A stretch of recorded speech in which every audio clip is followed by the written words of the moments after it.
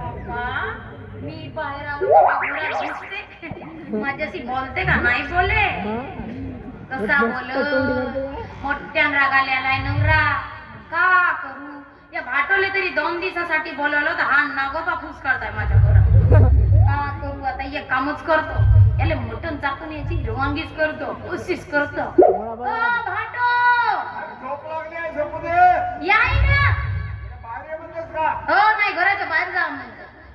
चांगली झोप लागली होती तर उठवलीस का या इकडं त्या शकीलच्या दुकानात जा 1 किलो बायलरची मटण आहे म्हणजे तो मटणवाला सांगतो हो हे घे कहा? तुझा नवरा आहे ना घरी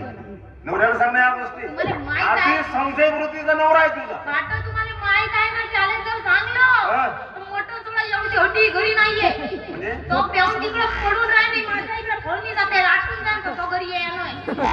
म्हणून म्हणतो जा तुम्ही तर नाही प्या ना तू कधी पाहिलीस का मला दारू पिताना बाबा मधून मधून कधीतरी रोज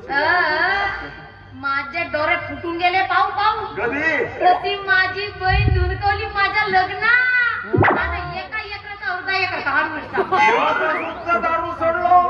बायकोचा कुठे मार खात जाऊ बायकोचा मार खालो